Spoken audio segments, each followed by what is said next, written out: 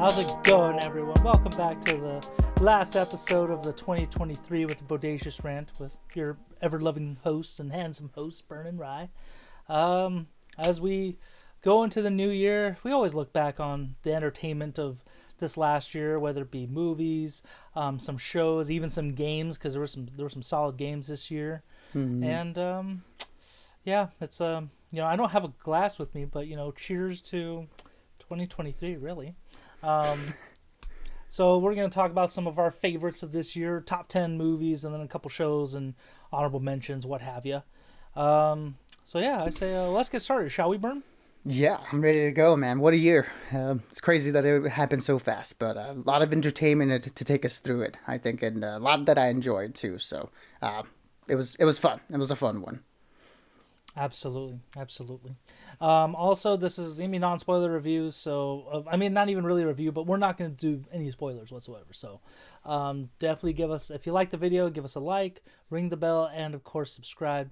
We appreciate it. Let's keep growing the ranting base for 2024. So yeah, I think top 10 movies sounds appropriate, because it's basically what we mostly talk about anyways. So I will. Burn and I usually like to do the bottom 5 first, and then we'll work our way up to the top 5. So I'm just gonna rattle off mine first, Burn, if you don't mind. Yeah, go for it. So basically the first one of the list of the bottom 10, and this was a very hard list. I just want to say that right now because there were a lot of good movies, especially, and this was not easy to pick out. So bear with me. The bottom of the list is gonna be Poor Things with Emma Stone, Mark Ruffalo, Willem Dafoe. I really enjoyed that movie. I probably doesn't deserve to be in the bottom 5, but at the same time, there are others that just took its place more so. So there's that one. Air, which starred Ben Affleck, Matt Damon, and I forgot a couple of other actors that work with him. Jason Bateman was in it. Jason Bateman was great. And Viola Davis. That one came out at the beginning of the year, which is hard to believe it already did. So that one was great. And then my other favorite is Spider-Man Across the Spider-Verse. I know it's a little low on the list, but again, so many good movies out there that it was hard to pick. But this one had to have made the top 10. If it's not on anybody else's, then I don't know what you're watching, in all honesty. Mission Impossible Dead Reckoning Part 1. Another fantastic action movie of the year. Bottom 10, I was like, do I really want to put it there? But it's compared to the 5 I have, absolutely yes.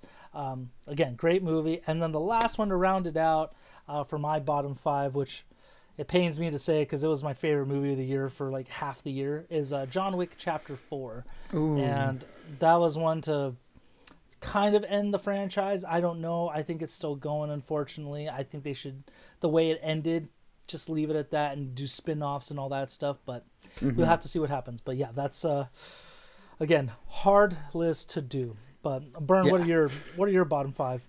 Alrighty, at my number 10 spot, this one was a tough one. I went ahead and went with The Killer. Netflix, the Netflix movie, The Killer, David Fincher. Just again, you can definitely check out our reviews for all these movies just to get our deeper insights. But man, this one was a really fun surprise. David Fincher, kind of getting back to his little more darker roots and stuff. And, Michael Fassbender was great in it. And there's a lot of different interpretations of the movie, and you can kind of get from it whatever you want, but what I got from it was just a solidly cool movie with a protagonist that thinks he's cooler than he really is, and it's a lot of fun to watch him stumble through the entire thing and just kind of work his way out of a conundrum. So that was a really fun surprise. The way you describe it is it's almost like a dark comedy, which it kind of is. It has some funny moments to it, but I don't want to think of it that way. Now, next time I watch it, which I do want to rewatch, it's just I'm gonna be thinking, God damn it, Burn was right, son of a bitch. But keep going, please, Burn. Keep going. So that is my number 10. My number 9 spot is John Wick 4.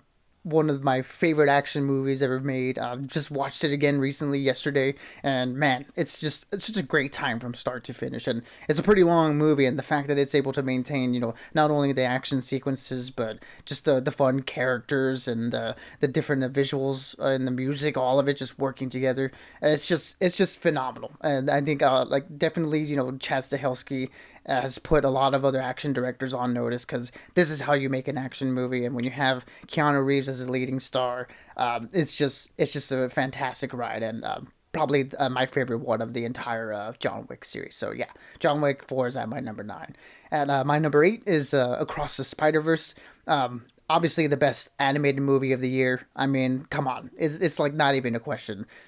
Just the animation alone just sets it above a lot of other movies that have come out this year. But the fact that it took a multiverse story and made it as personable and as dire as it was, and we've been getting a lot of multiverse stuff lately, and the fact that this stands out amongst the group is a testament to how good this movie is. And the fact that it is a part 1 is just kind of like, I couldn't push it to the top part of the list, but the fact that it is a part 1 and it was as good as it was, it had to be in my top 10. So yeah, it's there at number 8.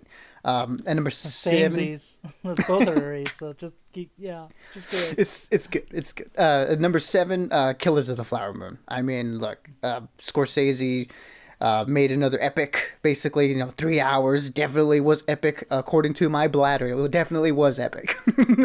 But even if it was a long road to get through the movie, and it was tough too. It was definitely shine a light on a lot of things that we like to wipe away from in American history. But the performances at the center of it, Leonardo DiCaprio, Lily Gladstone, Robert De Niro, just anchors this movie and makes it watchable in the fact that you get to see these characters do horrible things to each other, and you're able to get through it just because of the charisma of these characters, of these actors alone. And yeah, just a heavy topic, a heavy movie, not one I can easily recommend to people because of that fact. But in terms of filmmaking craft, Martin Scorsese is just in tip top form. And to be that at this late of an age is awesome. So hope he keeps going, and definitely this one's going to be a big contender in the Oscars, I think. And to round out my bottom half of the list, at number 6 is a movie that we just reviewed, and it is The Iron Claw. A heavy movie. My 6 and 7 are very heavy movies. Maybe that's why they didn't make it in the top 5. But man, they're executed so well, so they had to be on this list.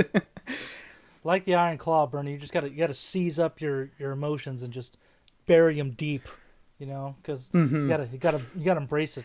That's what being a man is all about. Did you watch that movie and learn anything from it? Did God. But Imagine yeah, I was dead serious. Like, what an asshole. The Claw. You must respect the Claw. But yeah, look, it's a fantastic movie. It is a tough watch, but much like The Killers of the Flower Moon, it's the acting and it's the characters that really push you through those heavy moments to be able to get to the end. And again, check out our review for our deeper thoughts. But man, this is one that you did not want to miss, but also one you kind of want to steer away from if you're not looking to bawl your eyes out by the end of the movie. So yeah, The Iron Claw at my number 6, rounding out my bottom 5. Very respectable, Bern. I do appreciate that list. So my top 5, it's funny because my bottom 5 is definitely more like action movies and stuff like that, and that's usually my genre. I'm a simple movie goer when it comes to it. Like, I can appreciate some of the artsy stuff even though I don't care for most of it, but I love action. They're just fun. The top 5 for this is definitely kind of a change, I feel like, because I feel like in recent years it's been more action and kind of comedy, but there's a lot more heavy stuff, just warning you now. Number 5 was a movie we didn't get to review, but I saw it and it blew me away, which was The Holdovers, starring Paul Giamatti. And that was such a great movie. I'm bummed I didn't get to see it like in theaters when I watched it, but wow. And it not only does it work as a great holiday movie, but it's just a great movie in general. Paul Giamatti kills it in that, so I really liked that one. That one impacted me hard. Number 4 is going to be Christopher Nolan's Oppenheimer. That was one of my favorite movies of this summer and the year. And it's a movie that, yes, it's long, and it kind of does It gets slow in some parts, but honestly, that was another movie I rewatched a couple times in theaters and I loved it. Such a great biopic, and I think it may be Chris Nolan's best movie. Like really thinking about it, and I loved the Dark Knight series, Inception, Tenet, all that good stuff. But this one was just phenomenal. Number three, I know how you said like Iron Claw and the what was the other movie that you said was in your bottom five? It was Oh, Killers of the Flower Moon, the how they heartbreak were both movies. super yeah, how they're both super heavy. This is supposed to be a lighthearted movie, but hit me in the feels every time I watch it. This number three is Guardians of the Galaxy Volume 3. um One of the best Marvel movies we've had in recent years, especially since Spider-Man No Way Home, in my opinion. There was a friend of ours, Byrne, I'm not going to name them, but they did not like the movie. And it was very disappointing to hear that. My heart still hurts from it. So if you're watching this, you know who you are. It'll take time to get over it, but um, love that movie and love the way it ended. James Gunn's connection to Marvel and with those characters. So fantastic Marvel movie and just movie in general. Number two and number one are very recent movies, so that could play into a factor, but so good for these. Which is number two is Iron Claw, which was Burns' number six, just because man, it was so great because it's so sad. It's a sports biopic. Um, Zach Efron killed it, and the performances and that story were so well done. It had to be in my top five. And then my number one favorite, which is a good blend of both, drama, action, sci-fi. Bern, I don't know if you can guess it, but I'm sure you will. It's gonna be the latest movie, Godzilla minus one. Again, super recent, so good. Most likely won't be in theaters. It won't be in theaters anytime soon, just because it was a Japanese movie. It's ending its U.S. run, but wow, what a film, and so much great commentary on World War II, and especially from Japan's point of view. So yeah, like I said, very hard list to do. I'll let you go first with your last five, Burn, and then I'll throw in my honorable mentions as well. Cool, for sure. Yeah, I mean, an amazing list, and a lot of those are definitely on my list too. So buckle up to hear the same ones again, everyone. But at my number five is Poor Things, and yeah, look, it's just a weird, fantastical take on the Frankenstein monster story from the monster's perspective. If the monster were also a woman. Emma Stone gives probably her performance of her career. Just everything about it worked, as I mentioned in the review. Just everything from the costumes to the performances to the set design to the cinematography. It's all so out there and weird, but it works well together and makes it a cohesive whole that at the end of the day I found hilarious, I found shocking, and throughout the whole time entertaining. So one of my favorite movies of the year. Again, one of my favorite performances of the year. I can't imagine Emma Stone not winning the Oscar, but hey, we've been surprised before, so it's definitely a toss up. A lot of good ones to pick from this year, but her and Lily Gladstone are definitely probably the front runners for that. So it's I was either of their about to games. say she has some competition, especially Yeah, when Lily Gladstone kills the flower moon. That's gonna be a hard choice to make. So very hard. I yeah, do but I not. get you. Yeah, I do not. I do not envy the position that the Academy are in because there's a lot of good ones to pick from. So yeah, Poor Things at my number five. At my number four is Godzilla minus one. Your number one, I believe. Look, it's a lot of these on this side of the list. They all interchange, and it's just based on feeling. But man, if Godzilla minus one wasn't one of the best movies I've seen, not only this year but in a while, and especially in terms of monster movie too. Like I mentioned in the review, this movie sets the standard for monster movies now, giving us not only great monster action but some deep characterization with the human people that we see that we don't get a lot of in in a lot of the recent Godzilla or King Kong movies where they're very throwaway. And here, it's the human story first and the monster story second, and it's just executed so well. I can't imagine it being done better. Godzilla minus one is again, it's just the new standard now for monster movies. So everyone better buckle up and try to make something better than they have been lately. Given what we've seen from the new Godzilla Kong trailer, I'm not expecting that. But hey, this is the bar, and I'm happy to be watching this one for a long time now. So I would look forward to rewatches of this one, and what more can I say than it is a perfect monster movie. And my number three is Barbie. I was not expecting to like this movie as much as I did, but everything from the performances from Margot Robbie and Ryan Gosling, again to the cinematography, to the set design of the Barbie world, and just the messages that it plays around with in the movie. I thought it was executed in such a fun and accessible way that the entire time that we were watching it, and we did watch it after Oppenheimer, it was a nice come down from that sort of existential dread from that movie, and it was just an overall entertaining movie, one of the funniest movies I saw this year, and I'm very surprised that I liked it as much as I did. So yeah, Barbie's at my number three. At my number two is Oppenheimer. I agree with your sentiment that I do think that this is probably Christopher Nolan's best movie in terms of like filmmaking. Not my favorite. You know, I still like movies like Interstellar and Inception and The Prestige, but I can't argue that this movie isn't probably his best. In the way it executes the script. With again the probably a best actor performance from Cillian Murphy and great performances from all the supporting cast. It made a 3 hour biopic endlessly entertaining and exhilarating, and it's just worth it alone for the nuclear test sequence alone. So yeah, Christopher Nolan is the only filmmaker that I feel like can make movies like this right now, and he definitely proved it with this one. So as always, I'm looking forward to what he does next. And finally, at my number one is gonna be the Holdovers. Like you mentioned, I really regret not being able to see it when it came out. It came out sort of like in a mix of a bunch of other movies and kind of got lost in the shuffle. But I'm so glad that I got to check it out a few weeks ago.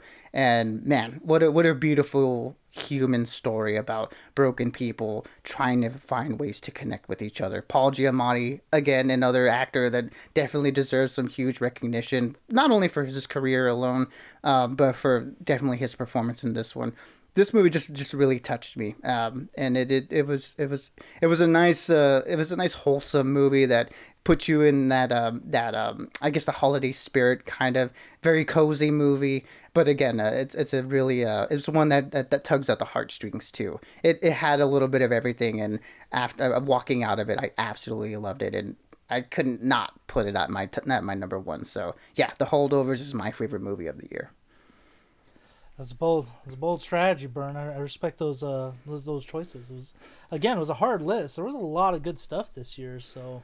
Um, so to rattle off my honorable mentions, it's gonna be, The Killer. That's definitely one of them. Dungeons and Dragons. I keep forgetting that came out this year, and that's such a fun and rewatchable movie. It's hard not to like it. Killers of the Flower Moon. It was just, again, I didn't know where to put it because I love these other movies based on rewatchability and emotion and stuff. So that was tough. Barbie was great. Joyride, I think, was a sleeper hit this year. Did not get enough praise as it should have, or at least enough notoriety as it should have. Sisu, another great action movie that kind of swept me up for a minute. And Extraction 2 on Netflix, which I think was a great sequel to the first one, and maybe even a little bit better.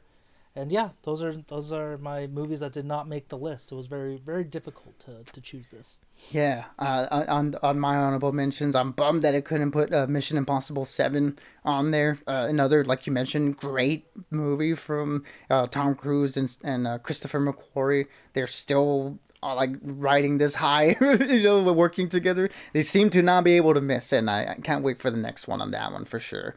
The Teenage Mutant Ninja Turtles animated movie, I really enjoyed that one too. Again, made the turtles feel like teenagers, and I like the weird animation that they differ. Again, not everyone's cup of tea, but I like the ugliness of it a little bit.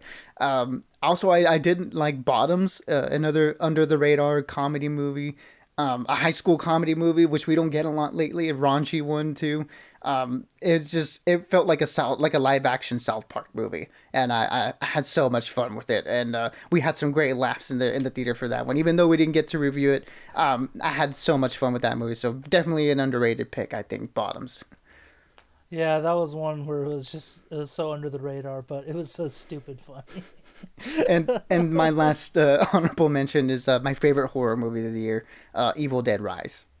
Just so much fun, so much gore, and just it's just a whole package and everything you want from an Evil Dead movie. This one had it, and I'm definitely glad we got to see it in the way that we did because that definitely added to the fun. Yeah, like Evil Dead and Scream 6 are my favorite horror movies this year. They were so good. Um, very good choices, Burn. And I know we were talking. We're gonna mention some of our favorite shows and games. I only have a couple, so I'll just rattle all those off real quick. Gaming wise, I think my favorite games of the year were Dead Space remake because it was good to relive that fear on a next gen console, and it's still just horrifying to me to play it. And then Spider-Man 2, such a great game. I cannot wait for Spider-Man 3, what they're going to do with the franchise, and unfortunately, due to the leak with Wolverine, it's just unfortunate because it's just setting back a lot of work and also reveal personal information. Super excited for that game from what leaked gameplay I've seen. I want to see what they can do with it. TV shows wise, I'm going to say my favorite ones to watch this year were Justified, Primeval.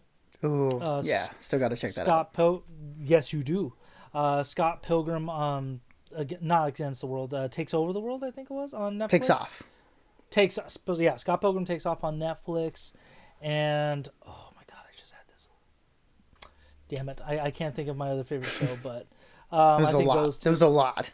There was a lot. It was one of those things. I didn't really think about the TV shows before this. I know we were I had it in my brain, but then they completely flooded out of me. But yeah, there was so much good content this year. But what about you, Bern? What were your favorite games and shows to go along with this? Yeah, I'll only mention a few games because I think it could be a whole video on its own just because of how many came out this year. But just to name a few, let me just start off with the Resident Evil 4 remake. Took one of my favorite games of all time, the original Resident Evil 4, and somehow improved on it. Like I didn't think that was possible. I've enjoyed the two remakes that we had gotten before then, but this one is just man, one of my favorite games ever. It's endlessly replayable. It's only like a 15-hour game, and I have like 100 and something hours on play time on the game. So I've played it through many, many times, and it never gets old. So talk about improving on a classic. The Resident Evil 4 remake was a great surprise. But another game was Alan Wake 2, probably my personal game of the year. Talk about like a weird mix of a true detective and oh man, it's such a weird game to like pin down, but just a mix of mystery, horror, comedy, live action elements. It just had a little bit of everything in there that I really enjoyed, and things that you wouldn't think worked together, but somehow they did. And man, what an amazing ride! One of the scariest games I've played. So yeah, definitely Alan Wake 2. And I wouldn't be able to name any video games if I didn't mention Baldur's Gate 3. Talk about making D&D into a fun and engaging video game. This game has it all. And for people who aren't like really familiar with these like CRPG genres, I recommend this to everyone. This is just one that everyone should play because man, it won Game of the Year at the Game Awards and it deserved that for sure. One of the coolest games I've ever played. So yeah, that's just gonna wrap up the video games. Otherwise, I'll be talking forever. In terms of TV, look, The Last of Us. What a great adaptation of the first game. That was the other one I was thinking of. I'm sorry. I agree with you, Bern. Keep going. Yeah, It's your time now. Pedro Pascal and Bella Ramsey knocked out of the park, and all the creatives who worked on the game, who worked on the show, definitely showed because the show paid so much respect to the game while also kind of charting its own path and gave it made it more so a companion piece than an adaptation. Very interesting stuff that we got from there, and came out super early January, and was still one of my favorites by the end of the year. Another is Loki season 2. Really enjoyed that. Probably one of the best things that we've gotten from Marvel in a really long time. Tom Hiddleston knocked it out of the park, and if anyone who's a Marvel fan that didn't watch Loki season 2, definitely go watch that as soon as you can because it's one of the best things that they put out, like I said. And finally, if I were to recommend only one show that everyone watched this year, for me, it was going to be Blue Eye Samurai on Netflix. Amazing animation, an amazing story with the revenge tale with a character that when they go through the revenge tale, like it's hard to root for them, which I think a lot of revenge tales sort of lose. You know, they make you sympathize too much with the protagonist. Here, they do very questionable things, and it's violent, it's fun, the action is really cool, the animation's great. I can't recommend it enough. Blue Eye Samurai on Netflix. Go check that out. My favorite show of the year. Good stuff. I know I still need to watch that one too, but yeah. Well, man, this was quite the year of entertainment, Burn, and I'm glad that you were there with me every step of the way for the most part. Mm-hmm. To another year of greatness, my friend, especially to you and all our other ranters. I wish you guys the best end of the year and another great year of 2024. Um, yeah, let us know what your favorite movies, games, or shows were this year. We'd love to know that in the comments to keep that going. But until next time, we'll see you in the new year. But you keep on stay bodacious and keep on ranting for us. Absolutely, everybody. For the last time in 2023, be good, be safe, and we'll catch y'all next year.